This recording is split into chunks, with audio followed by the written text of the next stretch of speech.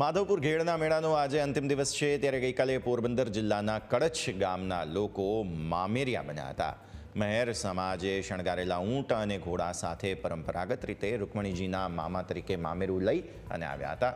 વાજતે ગાજતે ડીજેના તાલે મામેરું લઈને આવેલા લોકોનું માધવરાયજી મંદિરે ભવ્ય સ્વાગત કરવામાં આવ્યું. કુતિયાણાના ધારાસભ્ય કાંધલ જાડેજા પણ મામેરામાં જોડાયા હતા.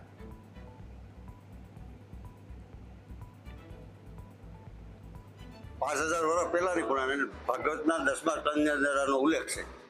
અને ભગવાન જ્યારે અહીંયા હરણ કરીને આવ્યા ત્યારે આખા આ એક મધુ નામનો રાક્ષસ હતો, રાક્ષસનો વધ કર્યો એટલે આખા આજુબાજુની 50 ગામની પ્રજાએ આનંદ મેળવ્યો. ભગવાનને મળ્યા. ભગવાનને એક પ્રસ્તાવ મૂક્યો કે ભાઈ મારે અહીંયા લગ્નોત્સવ ઉજવવો છે. અમારી બાજુમાં બેઠી રૂક્ષમણી છે, બ્રહ્મદેશના રાજાની ભીષ્મકની પુત્રી છે, એને હારે મારે લગ્ન કરવા. તમે બધા જોડાયા હો તો બધા જોડાયા.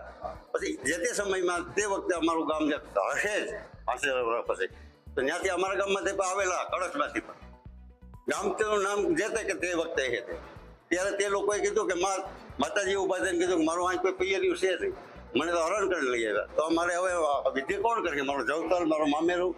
તો અમારા કડક ગામના જે વડીલો હતા ઉભા થયા, માને કીધું કે અમે પણ ક્ષત્રિય છીએ અને આપ પણ ક્ષત્રિય છો, જો આ અનુમતિ આપો તો મામેરું ને જવતલ અમે હોમશું. અને આવી રીતના મામેરું અને જવતલ હોમ્યા. અને મામેરામાં માતાજીએ કીધું કે માતાજી મામેરામાં અમે શું લઈ આવીએ?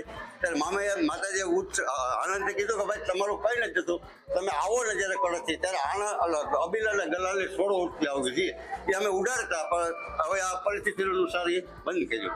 અને આવી રીતે અમે મામેરું અમે લોકો મામેરું નામે પછી મેળો ભર થાય છે. આવી પરંપરા છે, પારંપરિક બધા છે પરંપરા બધી. અને આજે અમે લોકો મામેરું કરવા આવ્યા છે.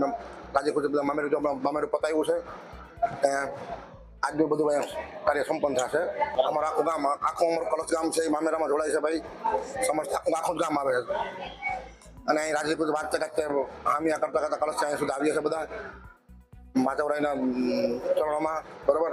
ત્યાંથી માતાજીની ધજા આવે છે લઈને આવીએ છીએ બધા.